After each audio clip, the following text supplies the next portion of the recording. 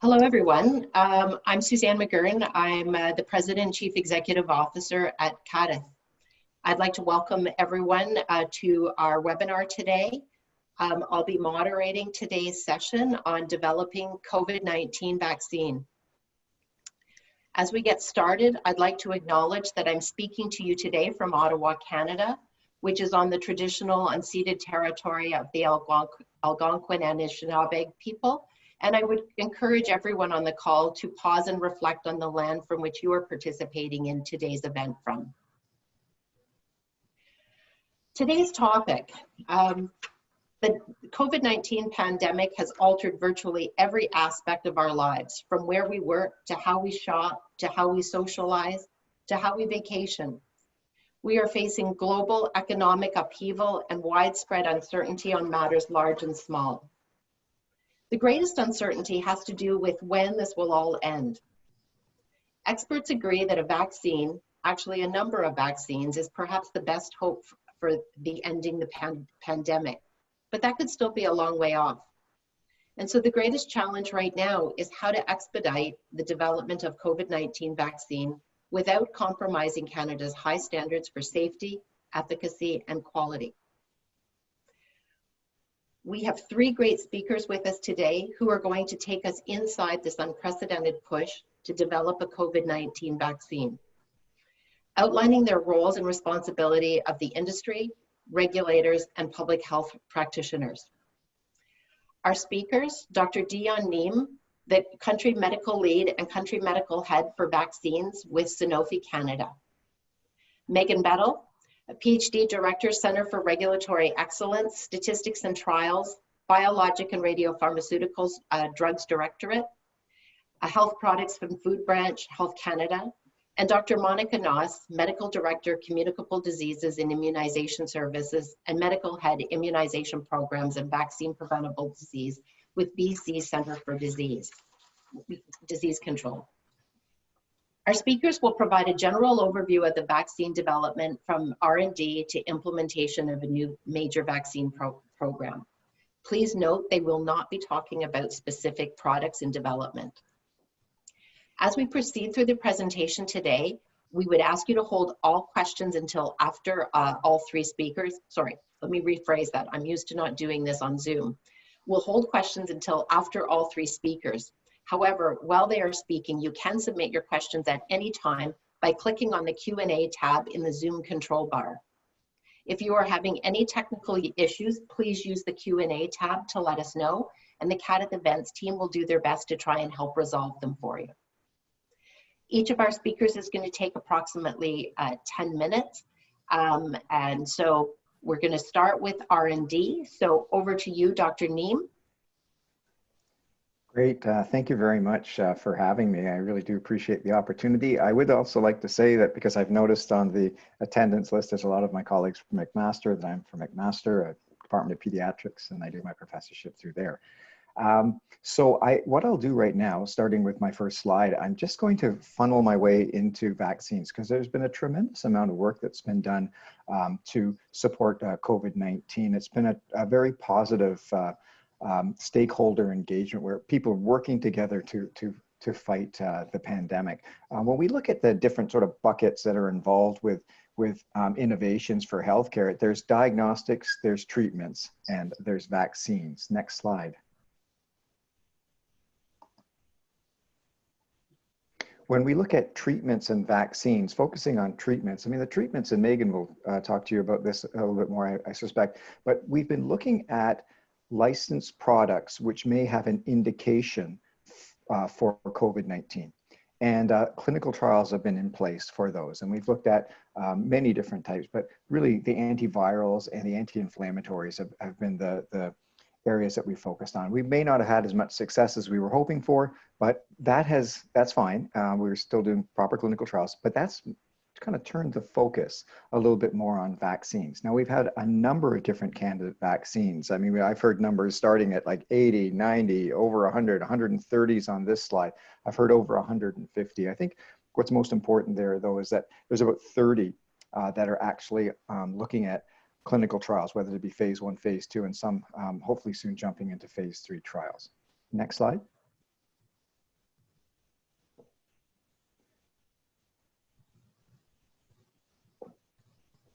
So before I dive into the vaccines themselves, I feel it's really important to understand the natural viral infection pathway, because our own immune system and how it develops immunity is really the basis of how we generate vaccines. So let's use, surprisingly, let's use COVID, coronavirus as an example.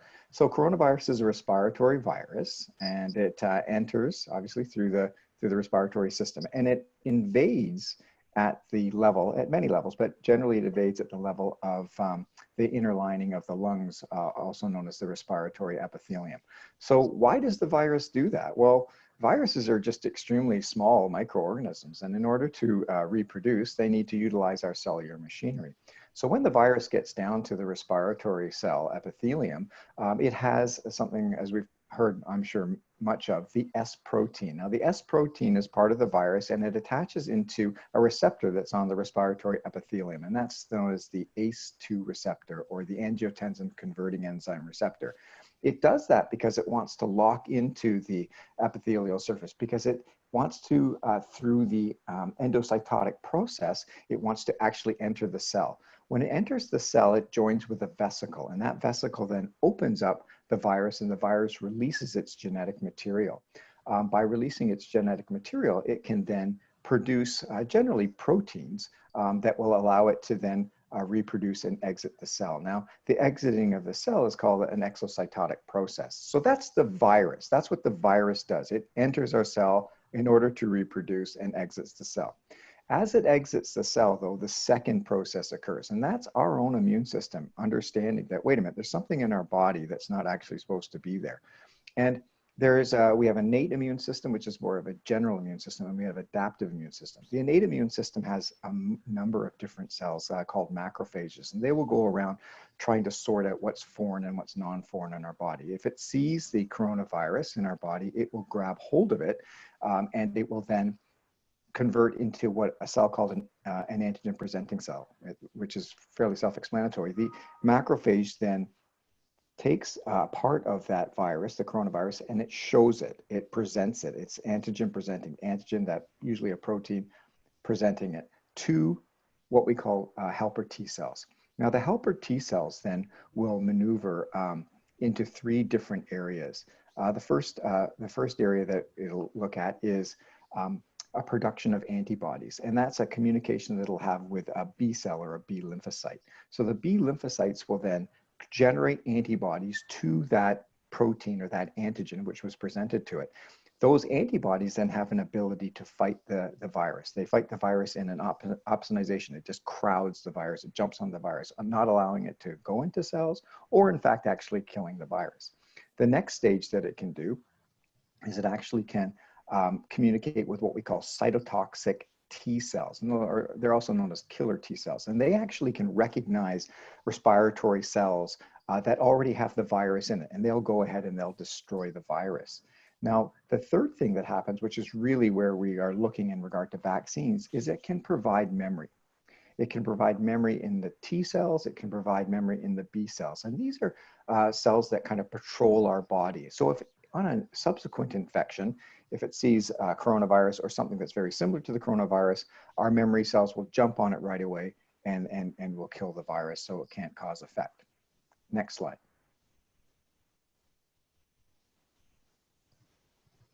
Okay.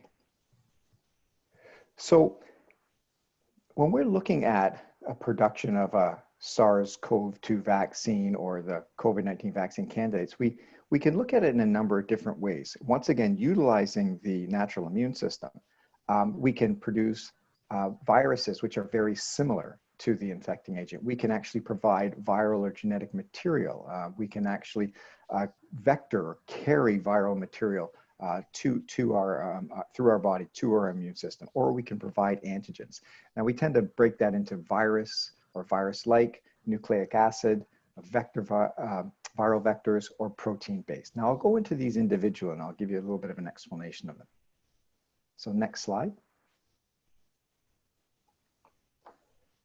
So when we talk about virus vaccines, these are sort of the traditional and older vaccines, and you may recognize many of this. So you can have a weakened virus, and that's what they do is they take the wild virus and they put it through passages, and this passage forces mutations. Now you'll eventually get to a place where the mutated virus will not cause disease, but it will in fact cause antibodies, and those antibodies will be able to recognize the wild type virus, which we started with before the passages. And so therefore it will neutralize that wild virus and prevent it from causing disease. Then you have inactivated viruses on the right side of the screen. Now the inactivated viruses are similar to maybe a polio virus in the old days. And so when we say inactivated, it is actually the virus, but it's just rendered uninfectious. It chemically treated by formaldehyde like they do in flu vaccines, or heat. The weakened virus, just to pop back to that on the left, that would be similar to things like our measles, mumps, and rubella vaccines. Next slide. So the next slides are really quite interesting and are fairly new. These are viruses that, because of the technology that we have today, that we're able to decipher the nucleic acid sequencing of the genetic material within viruses, known as the mRNA, the messenger RNA.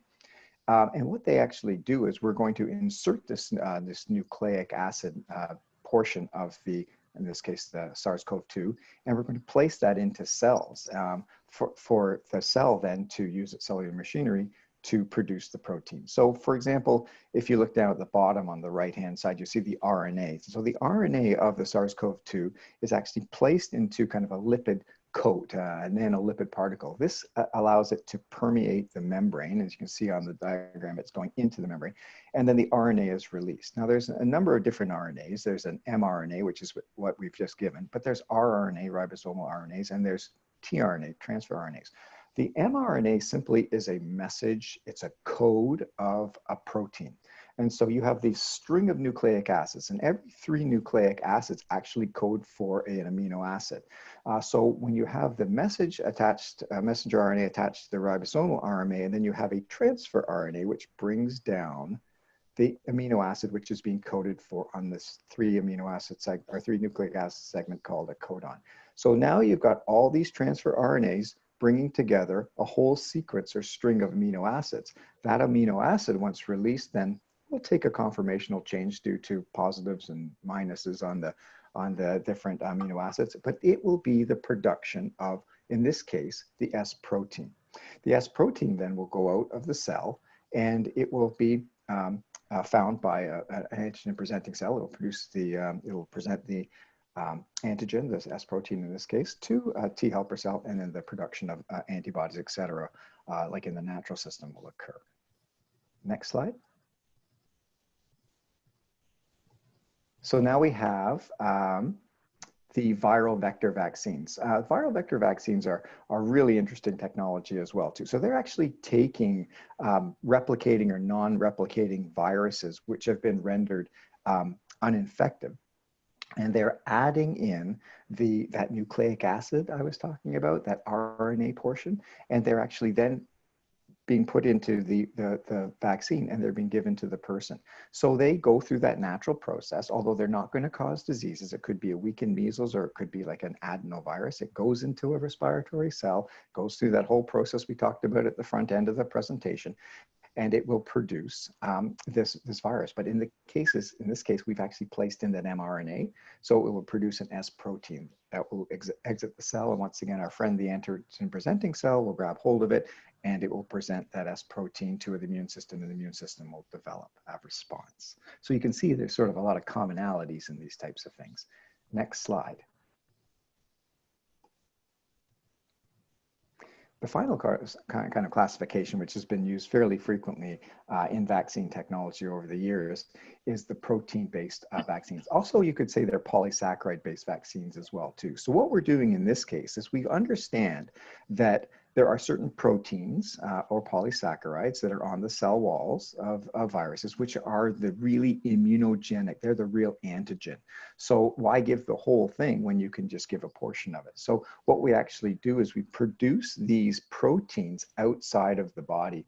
There's different systems that do that. They can be human or they can be insect. They can be all kinds of different systems. And they produce those proteins. And what we do with the vaccine is we take those proteins, we place them in a vial, we give those to people.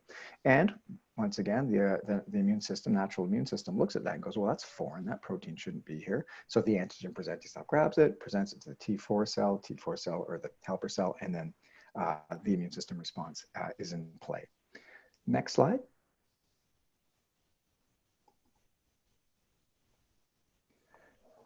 So that's really the basis of my talk. I only had 10 minutes, so I hope I didn't go too fast. But so COVID-19 vaccines in development, there is at least 4 basic groups. And within each of the 4 basic groups, there's 2 different sort of types. And so when we look at that in totality, we have the virus-like vaccines, which are inactivated or weakened. We have the viral vector vaccines, which are sort of replicating or non-replicating, but are actually dropping in the genetic material that they have been given, the mRNA in this case for COVID-19, and they're causing production of the proteins. We have the nucleic acids, which are very simple, and they very simply are the messenger RNA that's going to produce the protein. And then we have protein-based, which is we're going to find something that's very antigenic on the virus, and we're going to just provide that, and we'll generate that immune system response. So I think that the whole point of this, though, is that all vaccines aim to expose, the person to something that will not cause disease, but will provoke an immune system response. And in that provoking of the immune system response, they will provide a memory so that when the real virus comes along, the one that's going to cause some morbidity and mortality, we'll have an understanding of what it is and we'll attack it right away and we'll kill it. And so we won't have any negative effects, any untoward effects. So thank you very much. I hope that kicks us off nicely. Thank you very much. Thank you very much, Dr. Neem. Appreciate a very difficult topic to squeeze into 10 minutes, so thank you. A reminder that we're holding the questions until after all 3 presentations, but please do send your questions on to me through the Q&A tab. I'd now like to turn it over to Dr. Megan Bettel, who will provide an overview of the regulatory aspects of vaccine development. Okay, thanks very much. And thanks to Dion for starting us off. I will admit that I was a little distracted by watching the numbers of participants go up as you were speaking. So we're now at over 1,000, which is really exciting. If we can go on to the next slide, please. So what I'm going to talk about really is what has Health Canada been doing and what do we as the regulator do to support assessment of vaccines and eventually bringing vaccines to the Canadian market.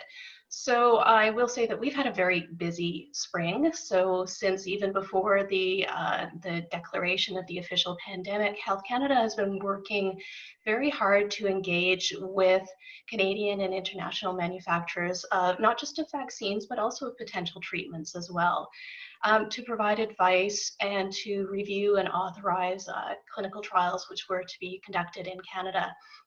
We've also had a lot of policy work going on and developing some new regulatory tools to make our processes a bit more agile.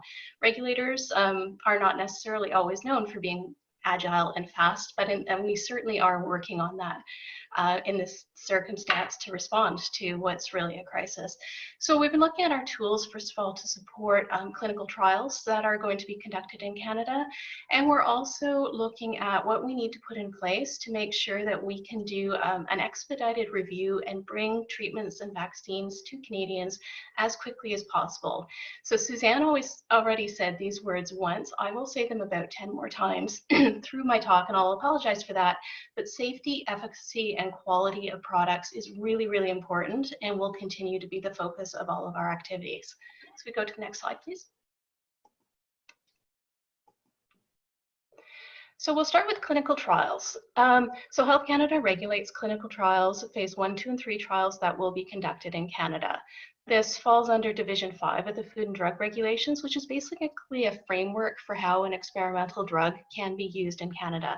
Vaccine trials are reviewed by the Biologic and Radiopharmaceutical Drugs Directorate, which is my home organization. So every clinical trial that's going to be done in Canada must be reviewed to see if it meets the requirements of Division 5. And what we're really looking for here is protection of trial participants. That's the main point of the review. Is this trial going to be safe for the people who take part in it? We're also looking at the design of the trial, and is it designed and set up in such a way that the trial will actually answer the questions that are being asked. So if the trial isn't going to meet those objectives, Health Canada can say, no, we can stop that trial from starting in Canada. So with COVID-19 trials, we have been working very quickly to talk to sponsors. So if a drug manufacturer or somebody who wants to conduct a clinical trial in Canada is looking for scientific advice, we can help those advice meetings within a week of the first request. And we normally have a 30-day timeline for the review of clinical trials. For COVID clinical trials, our target is less than half of that normal time. So we're aiming for less than 2 weeks. And we're actually have been doing it much more quickly than that. We've really been throwing a lot of people and a lot of people's evening and weekend times at these clinical trial applications so that trials can start as quickly as possible after a thorough review. Health Canada does not design trials. So we require people to come to us with a protocol, with a plan, and to ask questions so we can provide scientific advice to help shape the trial so that it would be most appropriate and answer the questions that need to be asked. And finally, well, we have to deal with each trial one by one from a regulatory perspective. We do have dedicated review teams. So we've had the same people looking at all of the vaccine trials, for example. So we have a very consistent approach with what we're looking for from the endpoints, from the trial design, and from the quality and manufacturing data that we would expect to see in a clinical trial submission. So next slide, please. So as of yesterday, which was the last time I checked the stats, we had authorized 55 different trials in Canada for COVID-19.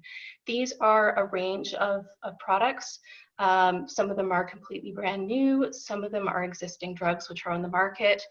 There are trials with pharmaceuticals, biologics, including monoclonal antibodies. There are multiple trials using convalescent plasma, so taking the blood from people who have recovered from COVID-19. And there's a range of trials as well. So phase 1 trials, small safety studies, through to large phase 3 studies and multinational studies as well.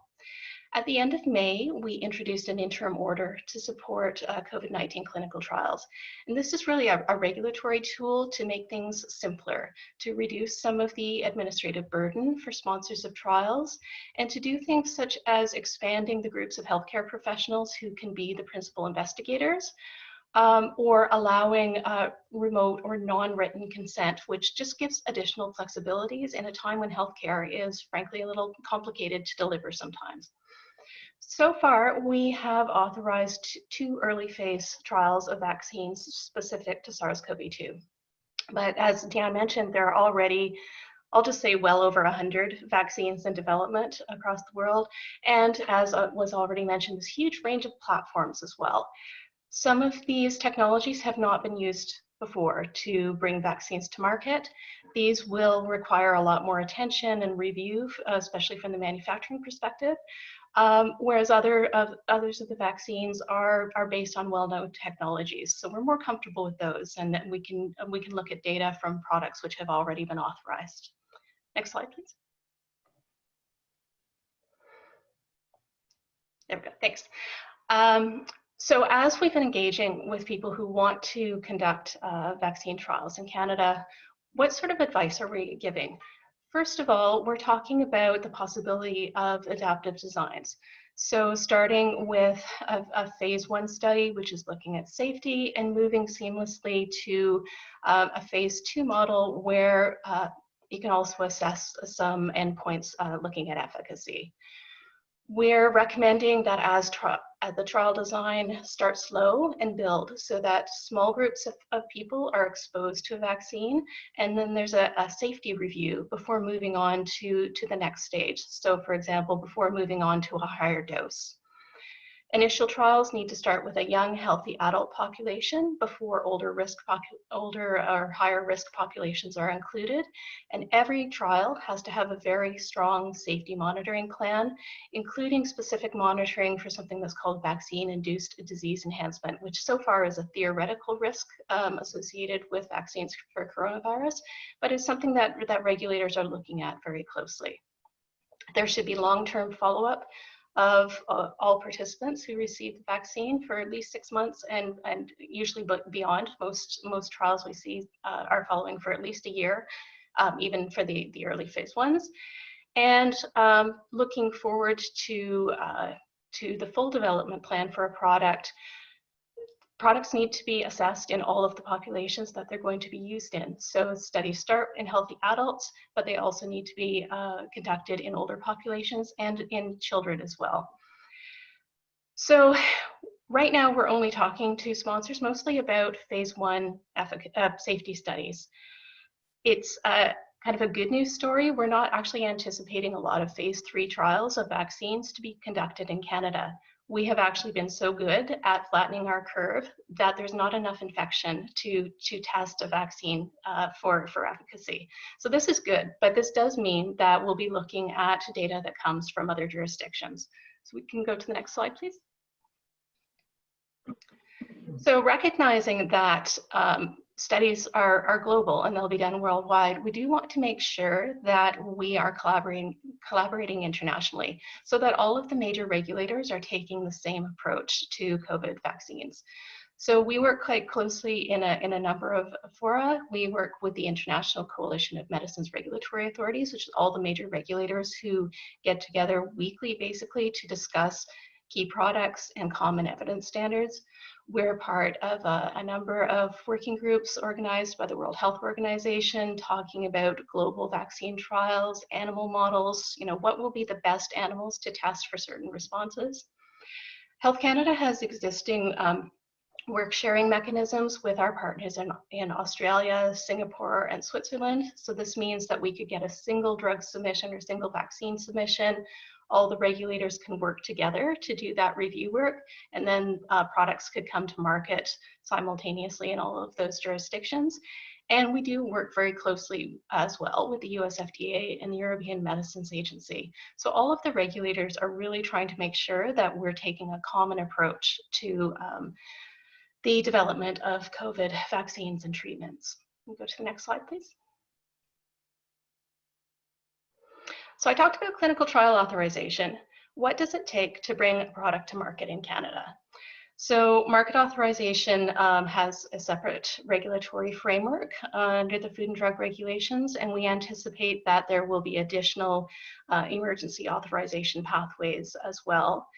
While the review focus of clinical trial authorization is that single trial, market authorization is really looking at a very large body of evidence, including multiple clinical trials at all phases and significant chemistry and manufacturing data as well. And that review is really focused on what is the evidence for safety, quality, and efficacy before a product can come to market in Canada. And when a product does come to market in Canada, it always comes with risk mitigation measures. So it includes things like product labeling, telling people how to use the product and who it's indicated for, and a very strong post-market surveillance plan as well. So as vaccines or products come onto the market, the tools we use to monitor their safety and to monitor their continued effectiveness. Next slide, please. So the big question that comes up constantly is, how long does this take? So normally, if you think about the development of a drug or a vaccine, it happens in a number of phases, and these tend to be sequential. So a product is developed, it's tested in animals, there's evidence of safety and a proof of concept in the animals. Then we move on to phase 1, these safety studies in small groups of people. Then we move on to phase 2, and starting to gather some evidence of efficacy. Then we move on to phase 3. This can take quite a long time. And once all of that data is gathered, then a single drug submission is made to Health Canada. Health Canada has a standard 300-day review for new drugs. And this is, we have faster pathways, but this is kind of the normal target in a non-urgent circumstance. After Health Canada authorizes a drug, the Public Health Agency and their National Advisory Committee on Immunization will make recommendations on prioritization of populations and make recommendations for how provinces should deploy that vaccine. And as I mentioned, there's always a long-term post-market surveillance plan in place once a product comes to market. And this entire process can take many years. So how do we do that faster without sacrificing our normal standards? Go to the next slide, please. So really we're thinking here is what phases can overlap and how can you expedite some of this? A lot of the initial development of vaccines goes sequentially because there's a need to gather funding, to identify trial sites and that sort of thing. There's a lot of money in the system flowing from governments to support research and development, and that's kind of streamlining the initial development of products. As we're looking at the COVID products, we still expect to see safety and proof of concept studies done in animals before any vaccine or any product starts being used in humans. But certain animal studies can continue once some of the human studies have begun. As I already mentioned, adaptive trial designs that seamlessly bring you from early phases into later phases will streamline the clinical development process. And one of the things that will be really important for expediting things in Canada is not waiting until all of the phase 3 studies are done to begin reviewing the data. We are thinking about rolling submission processes so that as certain packages of data become available, we can start reviewing early. We still do expect to see very large controlled phase 3 trials of vaccines. We still expect to see that, and most of the products which are starting to go into phase 3 studies are talking about populations of about 30,000 people for the controlled studies. So we'll expect to see that data, and that's a significant amount of information we'll want to see. But with a rolling submission, we can engage early and begin to look at the data as it begins to come available. Similarly, some of the public health processes may be able to start earlier, looking at the same data. And as everyone has already seen, there have been announcements about advanced purchase agreements and planning for potential deployment of vaccines. All of that will rely on Health Canada approval. So we still have to grant market authorization on the basis of the data before a vaccine can be deployed in Canada.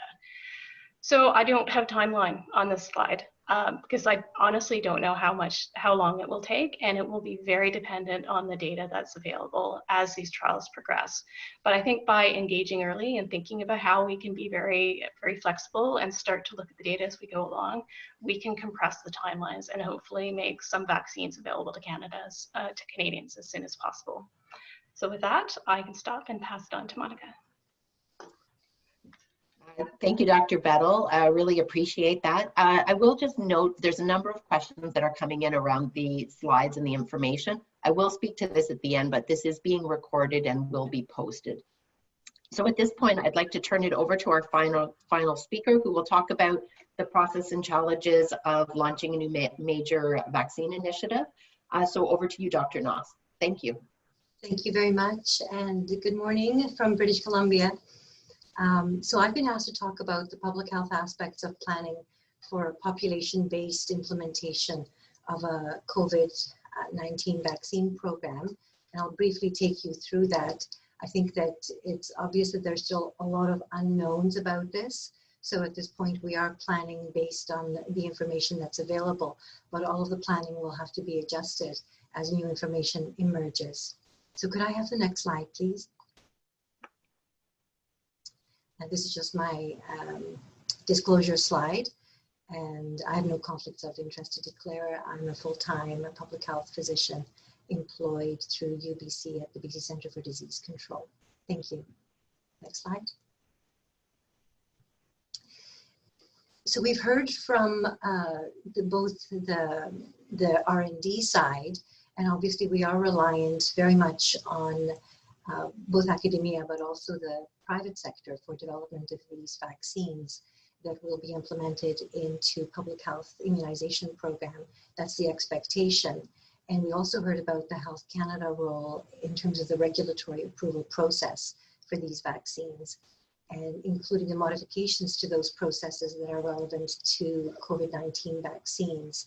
And I'd like to focus a little bit more on the side of things in anticipation and following the approval for use of these products.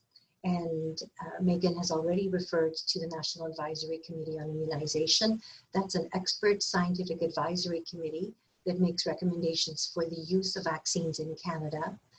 Historically, the focus has really been on advice for clinicians, but in recent years, they've broadened their mandate to recommendations that are applicable to public health considerations for immunization programs. And that committee interfaces very closely with the Canadian Immunization Committee, which is a federal, provincial, territorial committee supported by the Public Health Agency of Canada, as is NACI, where information sharing between the provinces and territories occurs. That's very relevant to program implementation, program evaluation, and program planning. And as you probably know, all of our programs ultimately are implemented and determined at the provincial territorial level, because health is a provincial territorial responsibility.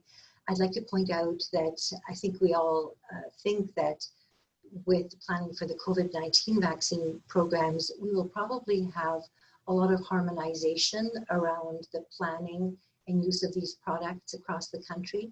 I don't expect that there's going to be a lot of provincial territorial variation in their use, but discussions very relevant to things like to what extent would differing epidemiology and occurrence of disease in the provinces and territories drive differential use. Might there be differences in target groups, for instance, or sequencing based on those types of considerations? So those are very salient to these discussions and are still things that are to be determined. Every provincial and territorial process has its own policy advisory committees or immunization committees. So those will also be active in this area in determining the best use. And there are also variations at the provincial and territorial level with respect to how our routine immunization programs are delivered. In some jurisdictions, they're delivered exclusively by public health nurses. In other provinces, we rely a lot on physicians to immunize, especially in childhood and also for the adult programs. But in other provinces, pharmacists have become an increasingly large immunizer group. And so considerations about how we're going to engage and which immunizers will be delivering these programs are also going to be very important at the ground level. So could I have the next slide, please? I've put this slide up and the reference that it comes from. And these are the considerations that are salient both to the National Advisory Committee on Immunization as well as provincial territorial programs with respect to planning for deployment of immunization programs.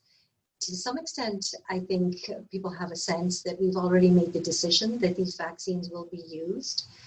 And this is a framework for decision making about whether vaccines should be integrated into publicly funded immunization programs. A lot of these processes will also be sped up. Some may be more important than others, but I think it's important to know that these are all of the considerations that go into contemplating the use of a vaccine.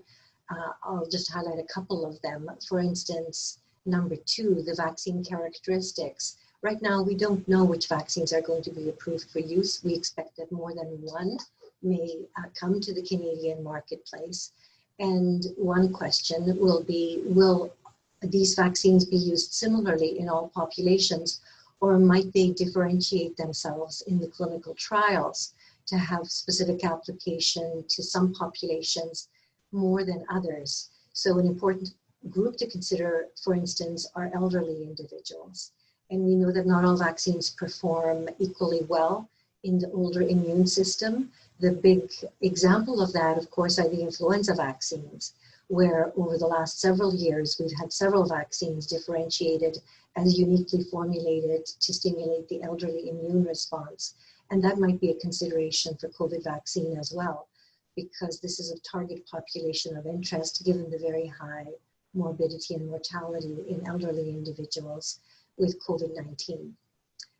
Other considerations under number 9 are things like the ethics, equity, and also political considerations. So while many decisions are often based on recommendations from public health, you're probably all aware that politics in COVID has played a very significant role in decision making, and I think our politicians will probably have a key role in making some of the decisions around how we use those vaccines and whether they might be differential use at a provincial territorial level as well.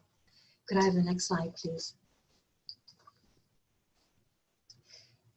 This is my final wordy slide, and I do have a lot of words on this slide, and I'm just going to take you through it briefly. So we haven't heard actually at this presentation what the timing of availability could be, but we've certainly heard a lot in the media, including the US program with some very early contemplated availability, but that's a big unknown, I think, at this point in time. And so we are planning for various eventualities. I think for recommendations for target populations and sequencing, the important decisions there will be what are the primary goals, especially early on when vaccine supply may be limited, and we'll have to make some decisions about sequencing and who gets vaccinated first.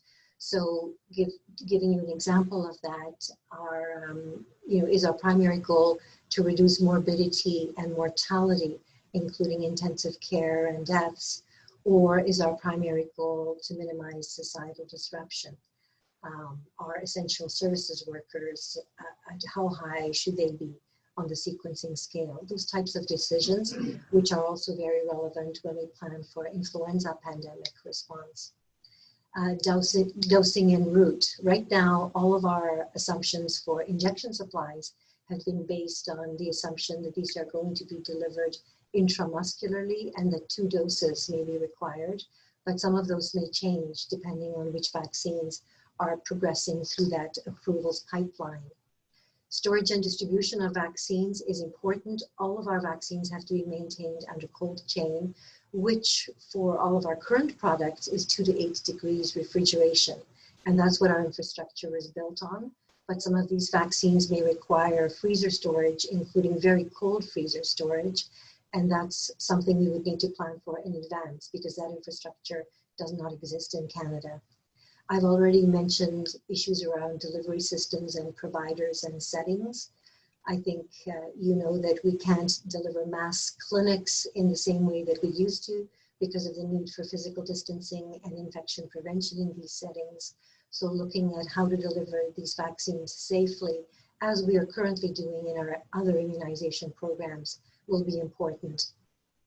The vaccine, we haven't had discussions at any table that I sit at about what threshold for vaccine efficacy would be acceptable for use of a vaccine. But historically, it's been contemplated that perhaps even a low efficacy might be relevant to consider for deployment of vaccines. So those are important considerations as well. The reference to safety and making sure that we have good systems for assessment of safety before approval for use, but also after use are very important. Immunization coverage assessment, and that's the proportion of the population, including different segments of the population that are vaccinated and follow through on a second dose if that's required, will be important to know both in advance so that we can correct things like misconceptions and so on, but also throughout the campaign, assuming that this is launched as a campaign. And there will be a variety of unknowns prior to the deployment of these programs. And it's going to be important to collect that information as the programs roll out. So a question, for instance, if these vaccines have a short duration of protection, what are the implications for subsequent vaccination, say 3 years later, if people need to receive booster doses? Do those have to be given with the same vaccine? Can they be given with a different vaccine? All of those will be important questions to address in the out years. And then if you could turn to my final slide, please. And then finally, I just wanted to highlight the very important issues related to ongoing communication, not only to the public who will be recipients of these vaccines, but also to our healthcare providers who will be delivering these vaccines and engaging on a one-on-one level with all members of the public. Ongoing addressing of any misconceptions that arise, but also providing information as it becomes available to us, and being transparent in that process, I think is going to be very critical. And then my other cartoon there is around the evaluation. There will be lots and lots and lots of opportunities and needs for evaluating all aspects of these programs in order to fine-tune their delivery as they roll out. Thank you very much. I look forward to your questions. Thank you. Thank you very much, Dr. Noss. We have about 10 minutes for questions, and I will say the question box has been very active. So I just want to let folks know that we will not be able to get through all of the questions, but I will try and pick out the questions that theme up a number of questions that have been asked. So I think the first one to you, Dr. Neem, is appreciating that you presented on a number of different types of vaccines. There's a few questions around, do we know which one of those types is likely to be most effective? And from that perspective, you know, how does that fit into the work that's being done by research, and how does that fit into the regulatory process, Megan, if we know in advance? I'll start with that then. So, I mean, Dr. Noss actually made mention of this. I mean, first of all, you know, we're going to need 8 billion doses of vaccine, and that could be 2 doses, so that's 16 billion doses. So it's going to be a number of different types, most likely, that are going to be coming to the forefront, which will be sent to Health Canada and Megan's group for evaluation and potential licensure. And I think that the thing that's most important, also Dr. Noss mentioned this as well, is that I think it looks like different populations may need different vaccines. So it's a difficult to answer your question, because that will be the big part of it. Will a senior, a person 65 years age and older, need a different type of vaccine compared to a child? It's just going to be quite difficult to understand. My hope is that multiple vaccines complete their phase 3 trials, submit to Health Canada, and Megan's group will then consider them for licensure. Thanks. And Megan, maybe in responding as well, if you could talk to how many vaccines do you think we will end up having in Canada? And again, I know you didn't put a timeline on, but do you see a number of them coming to fruition around the same time, or this will be something that will roll out over many months? That is a very good question, because I think the development is moving quite quickly. There are now a few which have just started phase 3 studies. At this point, it's difficult to predict how long it will take to do those studies, because in part it'll depend on where the trials are, how long it takes to enroll people, and then the length of follow-up on that. How many vaccines do we expect? I would hope for several, maybe 5, maybe 6. I know certainly we have been engaging with almost everyone who's making a vaccine and has a legitimate candidate to understand what the processes are and what the timelines might be. But everything's going to depend on the data. So many products fail in their phase 3 study. So if they do not have the data showing that it works, then we won't see those submissions. So I would hope for several, and I would not expect to see them until next year. Okay. Thanks. Certainly not this calendar year. Thanks. Dr. Noss, I don't know if this question is appropriate for you, but I'm curious about this question. And so if you're not the right person, feel free to redirect it. But there's a question regarding whether there's a correlation between the flu vaccine, the pneumonia vaccine, and the possible COVID-19 vaccine.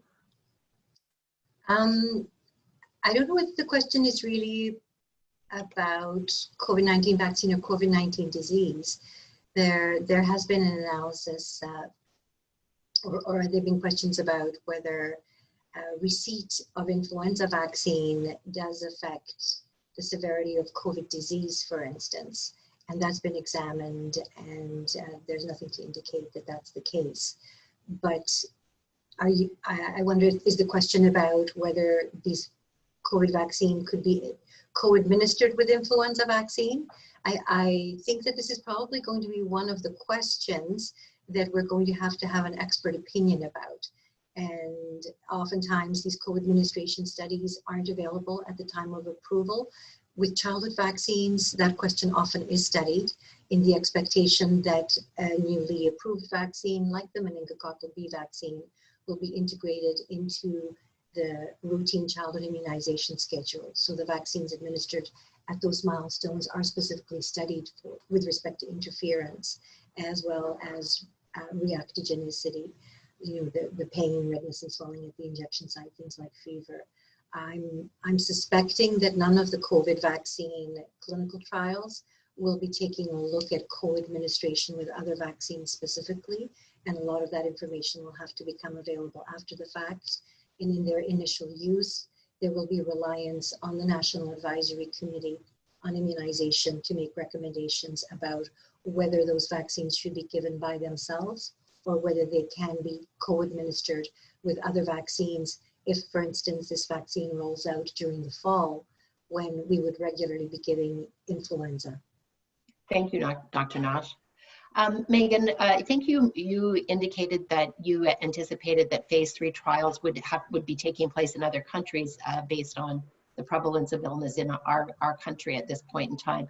One of the questions raised was, how do we know that the strain of the virus will end up being the same in those countries as we will be exposed to in Canada? So obviously the concerns about change over time. Yeah, so I'm not sure how much data there is at this point showing a lot of variability of the virus. I mean, there are some reports of different strains, but I think the S protein, which is the target of all of the vaccines, has been relatively consistent. So we can look to characterization of the virus in different countries where the vaccines have been tested. We could look at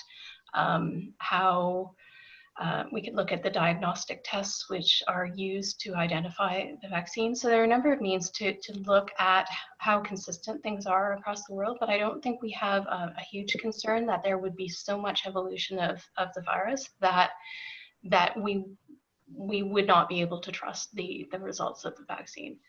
I don't know if Diana, you have any specific comments as well, but I think what we're seeing so far is that we would expect fairly consistent results from country to country.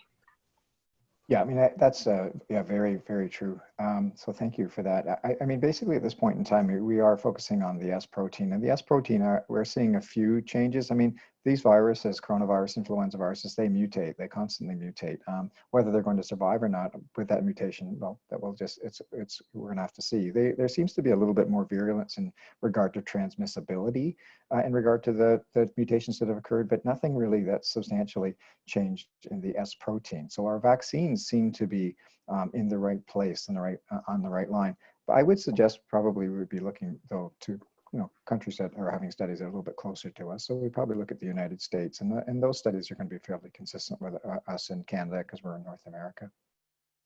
Thank you. I just are going to do 2 more questions and then wrap up. We're almost out of time.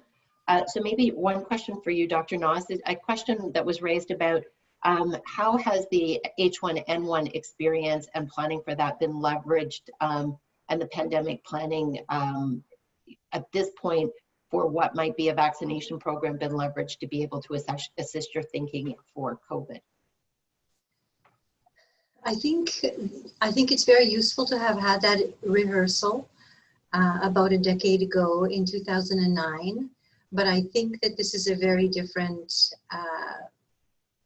planning process. I think that with influenza vaccines, the production processes, the advanced plans, the domestic contracts, and so on are all in place. And we generally have a pretty good idea about the timeline for when the vaccine will be available.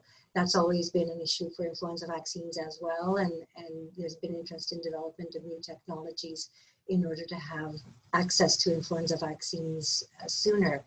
But I think that there are a lot of differences between influenza pandemic preparedness and responding to an emerging pathogen about which a lot of information is still, coming to light. So while I think there is some reliance on our pandemic preparedness plans, like the assumption that 2 doses for the entire population will be required, and our infrastructure and injection supply planning for that type of mass campaign, I think that what actually happens with this vaccine these vaccines might be substantially different. So I think, yes, there are some similarities and some benefits of having that process, but I think there'll have to be some unique considerations in this as well. The last question for Dr. Neiman, Dr. Bettel, a question that was raised about sort of the way that we normally do things. So sharing of research data is always critical to the development and treatment of vaccine options. At the same time, the history has been that these entities, including academic institutions, are very keen to protect their intellectual property.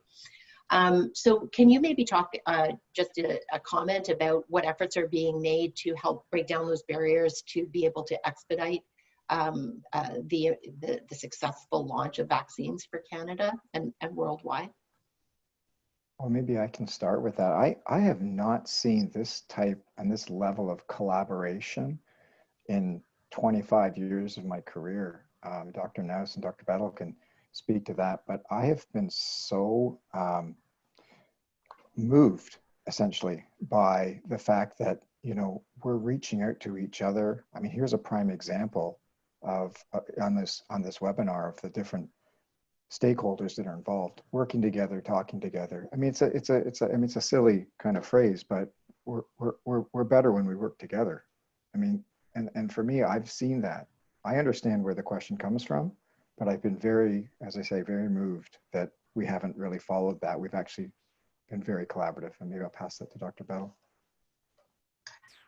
Yeah, I would say the same thing. I think there's been huge investment in science in Canada and internationally. The way the regulators are working together and sharing information to make sure that we're taking a consistent approach, and the way information is being published very quickly, possibly a bit too quickly sometimes, but just that sharing of information to help inform research and to get trial results out, so patients who need options may be transferred to other options, or so that there can be best treatment. I think the collaborative scientific response has been fantastic to see. Thank you. So we are at the last minute. So just in wrap up, I do want to extend a huge thank you to our speakers. Obviously lots to come, and actually one of the questions was, is there a follow-up to this? So you obviously hit the mark with people with lots of interest. For everyone that participated, the session was recorded and will be posted on CADTH's YouTube channel later this week. A short evaluation survey will be open in a new window when you exit the webinar. Please do take a moment to fill it out. It really does help us. CADTH's COVID webinar series will return on Tuesday, August 25th with a session on blood plasma therapies. And until then, continue to wash your hands, wear a mask, and be safe. Thank you again for everyone for joining, and thank you again to the speakers for such a great dialogue.